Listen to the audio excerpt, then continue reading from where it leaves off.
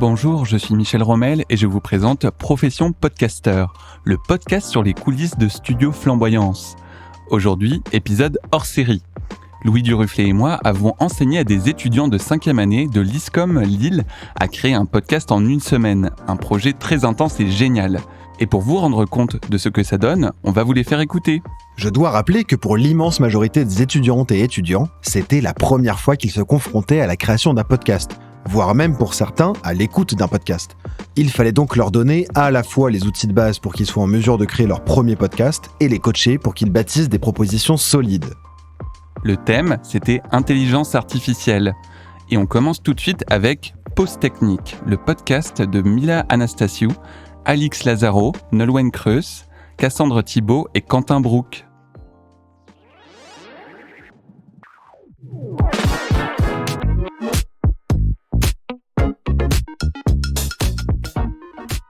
Bonjour à tous, c'est Mila. Bienvenue dans ce premier épisode de Pause Technique, votre podcast hebdomadaire dédié aux nouvelles technologies à travers le prisme de votre vie. Sujet à tous les débats, objet de tous les fantasmes, l'IA ne cesse de faire parler d'elle. On lui invente des vies, on essaye de la comprendre et on lui prédit même des dessins burlesques.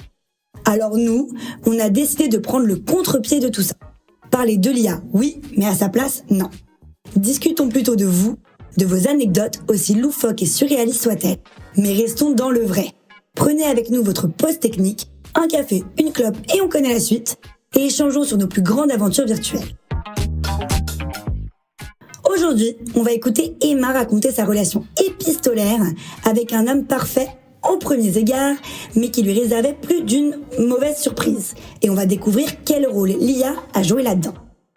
Dans une deuxième partie, j'aurai le plaisir d'accueillir Dr Brook, sociologue spécialisé en relations amoureuses en ligne, professeur à Lille 3 et même auteur du livre L'amour sous algorithme.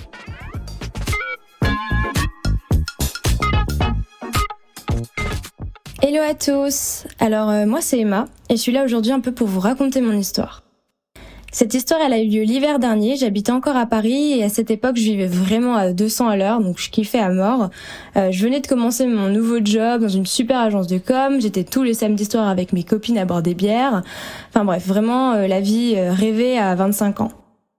Malgré tout, j'ai jamais été une grande solitaire, donc suite à la fin de ma dernière relation, je souhaitais vraiment pouvoir retrouver quelqu'un, mais cette fois-ci quelqu'un qui me corresponde vraiment. J'ai donc décidé de me lancer sur une fameuse appli de rencontre, celle qui commence par un T et qui finit par un R, et c'est là que je suis tombée sur le profil de Pierre.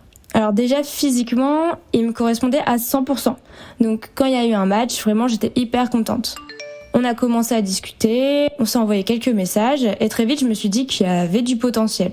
Le mec était hyper charmant, un peu surprenant, avec beaucoup d'humour, et en plus de tout ça, il était assez intelligent, donc que demander de plus ?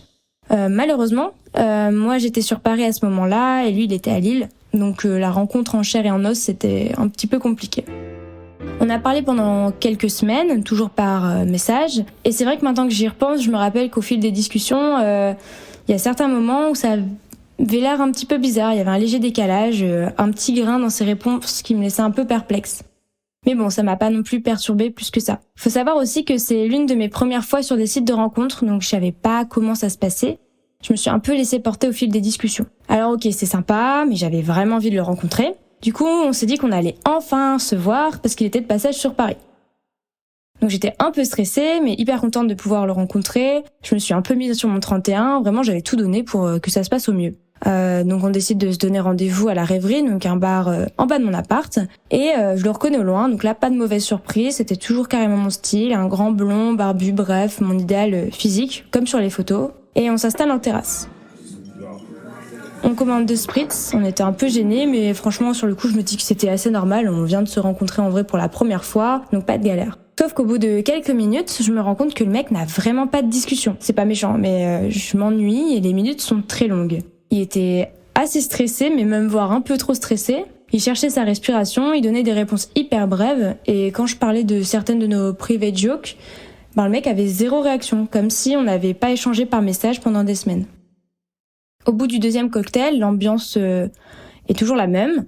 J'en ai un petit peu marre, donc je décide de m'éclipser et de rentrer chez moi en lui sortant une excuse pourrie pour pouvoir un peu échapper à ce date hyper gênant. Je rentre chez moi et je vous avoue que sur le coup, j'étais un petit peu dégoûtée. Je pensais avoir trouvé un peu une pépite et en fait, au final, le mec est une coquille vide. Donc je décide d'appeler une copine pour lui expliquer la situation. J'étais vraiment encore assez perplexe et on décide un peu de partir en mission FBI parce que j'avais envie de trouver une cause rationnelle à ce date pourri qui n'avait absolument rien à voir avec les discussions SMS que j'avais eues avec lui. Donc là, je commence un peu à stalker toute sa vie, sa mère, son chien, ses collègues, bon j'abuse un peu. Mais c'est en tapant du coup son nom sur Twitter que je tombe sur des signalements de femmes des 4 coins de la France et que je comprends en fait que le gars a utilisé pour me draguer pendant 2 mois par message Cupidbot. Cupidbot, c'est une intelligence artificielle. Je me suis donc fait draguer par une intelligence artificielle. À ce moment-là, je vous avoue que je me suis sentie encore plus embarrassée et encore plus idiote. J'ai pensé après coup à le confronter, mais j'avais pas vraiment le courage de l'écouter se justifier à cause d'un pseudo manque de confiance en soi. J'ai donc décidé de juste totalement stopper les échanges et de pas donner suite à la relation. Suite à cette histoire, aujourd'hui je suis toujours à la recherche de l'amour. Je sais que ça existe quelque part, mais peut-être plus forcément en ligne. En tout cas, maintenant, c'est sûr, je ferai bien attention aux messages que je reçois. Merci beaucoup Emma pour ce témoignage riche en émotions. Nous accueillons dès maintenant Dr Brooke. Bonjour docteur, est-ce que ça va ? Bonjour, très bien, et vous ? Génial, alors on se demande après ce témoignage, est-ce que dans un premier temps, vous pouvez nous raconter concrètement qu'est-ce que c'est Cupidbot ? Alors Cupidbot, comme expliqué dans mon livre L'amour sous algorithme, est une intelligence artificielle qui permet de faire gagner des dates. Alors la promesse est de vous faire gagner plusieurs dates en une même semaine, mais en fonction des profils. Donc à partir de critères pré-remplis en amont, l'intelligence artificielle organise le date en question avec la personne qui correspond à vos critères. Voilà, donc ça swipe à la place de l'utilisateur, mais surtout ça entretient les discussions avec le match en question. L'intelligence artificielle, donc Cupidbot, fait tout le travail de séduction et notifie par un système d'alerte l'utilisateur dès qu'il a décroché un date. Très bien.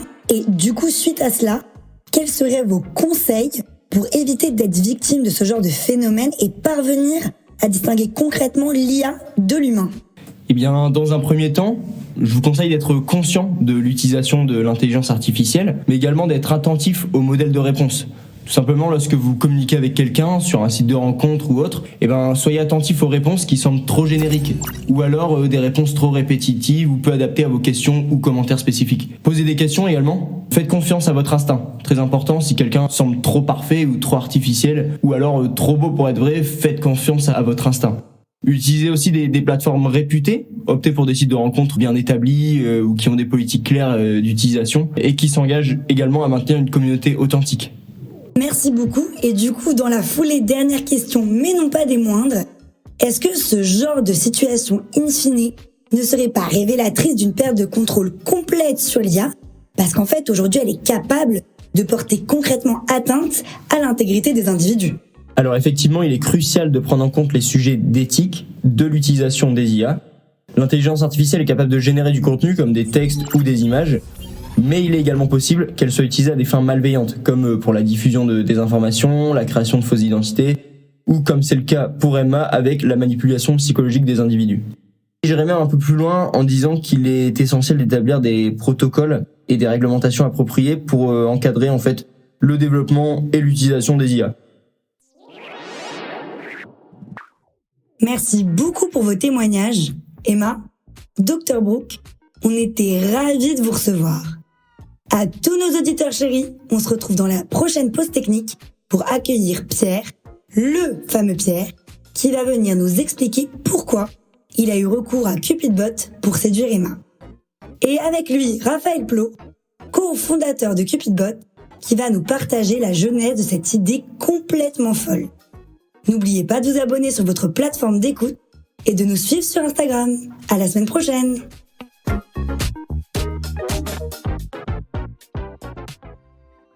Merci pour l'écoute de cet épisode. J'espère que vous avez passé un bon moment. Je tiens à remercier l'équipe pédagogique de l'ISCOM Lille, en particulier Élise Millois, Émilie Gontier et Marie David, pour leur invitation à participer à ce challenge, et pour leur accueil chaleureux bien sûr. Je veux aussi bien évidemment remercier tous les étudiants et étudiantes de 5e année de l'ISCOM Lille, et dont particulièrement Mila Anastasiou, Alix Lazaro, Nolwenn Creus, Cassandre Thibault et Quentin Brooke. Vous pouvez retrouver toutes les informations concernant l'émission sur le site du studio, flamboyance.fr. Attention, flamboyance c'est au pluriel. Nous sommes présents sur Facebook, Instagram, Twitter, LinkedIn et YouTube. N'oubliez pas de vous abonner pour ne rater aucun épisode. Et surtout, je sais qu'on le répète tout le temps, mais parlez-en autour de vous et continuez à mettre des petites étoiles sur vos applis et sur nos cœurs. À la prochaine. À la prochaine.